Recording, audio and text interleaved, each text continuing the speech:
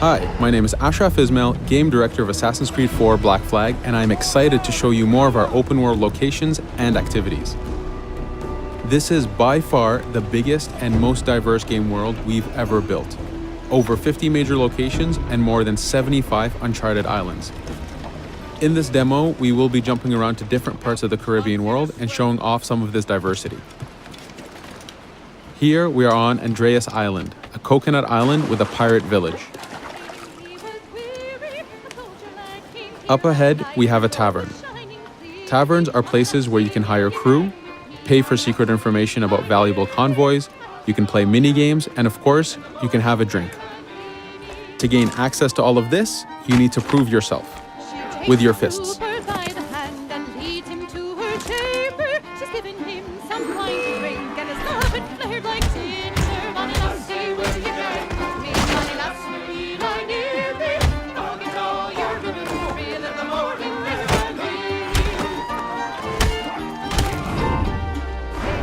Now that the fight is over, you have access to the tavern and its services. This being a tavern, there's always plenty of rum to be drank, but drinking too much will have some fun surprises for you.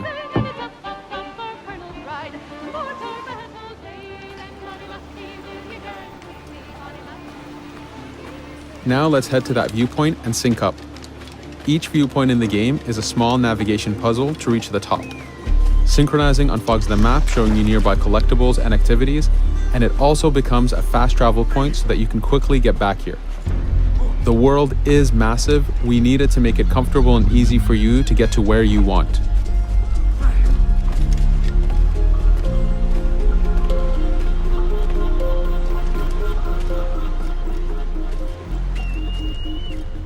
These viewpoints are also an opportunity for us to show off how beautiful and expansive this world really is.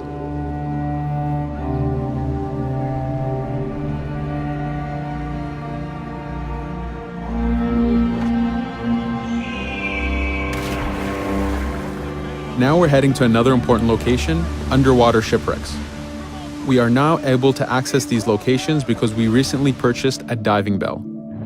These are real 18th century devices that pirates and sailors used to access the underwater. Underwater is how the golden age of piracy started. Through an incredible hurricane, tons and tons of Spanish gold was lost at the bottom of the seabed. This attracted poor, jobless sailors and pirates to dive down and grab this treasure. It was important for us to include the underwater as a new environment because it was so important to the history of piracy. The underwater is full of unknown dangers and predators.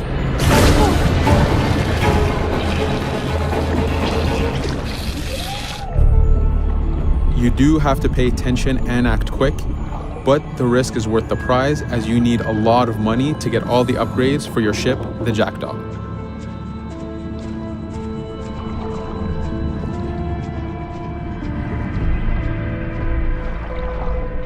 Stealth is very important even in the underwater. Here we can use the seaweed and plant life to keep yourself hidden from sharks and other dangers.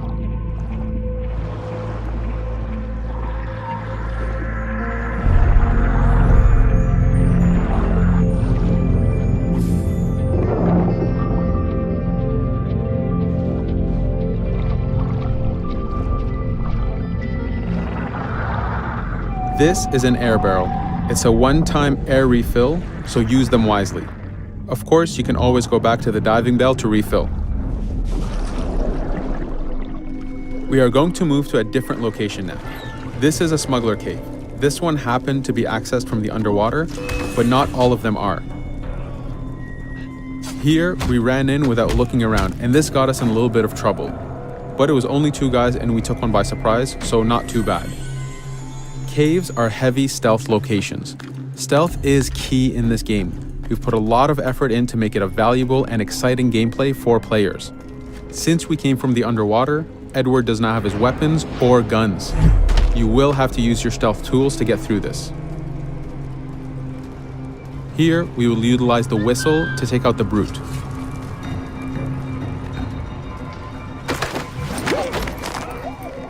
Anytime an enemy is taken out, they will drop their weapon for you to use.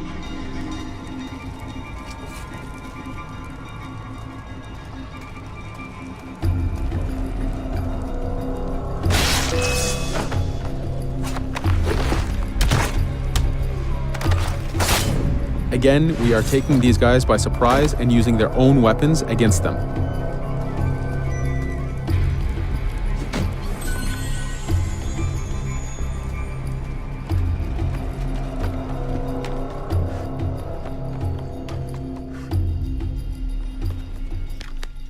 Using just your fists keeps things quiet.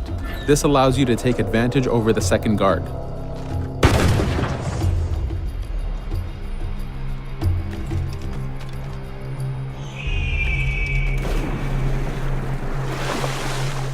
Up to this point, we've been doing a lot of pirating. This has attracted the attention of pirate hunters. This is fed back to you with the clashing swords above the health bar.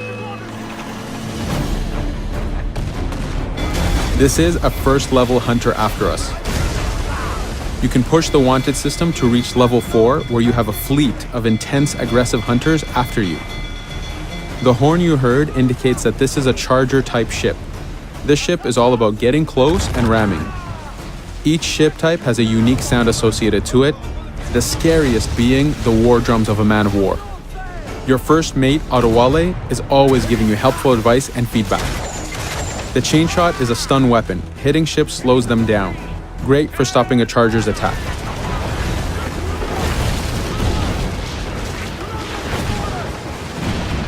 As the masts come down, we can start a boarding. We need to take out 10 crew members to win the boarding. Of course, we can do it any way we want. In this case, since this is a smaller ship, the swivel gun is very efficient.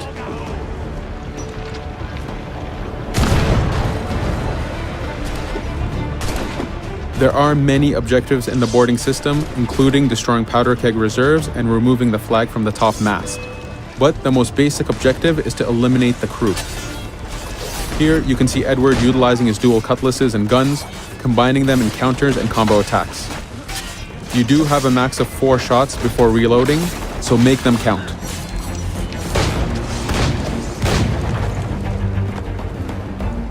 Plundering a hunter allows you to send a very powerful ship to your fleet. They are also a good way to gain ammo for the Jackdaw. In this case, we will use this opportunity to lower our wanted level.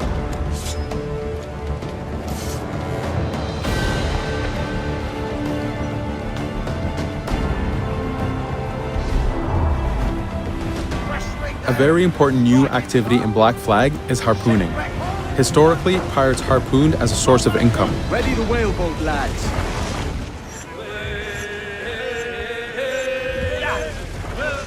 Harpooning is a part of upgrading Edward and his gear. There are many different types of creatures to harpoon, and they are all needed to get every single upgrade. Steady now, lads.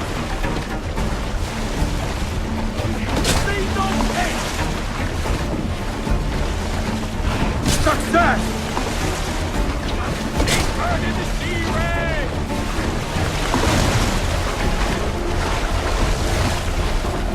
It's weakening! The blast has torn the rope! Stay sharp, lads. This is one of the smaller harpooning targets. Just imagine taking on a great white shark or a blue whale.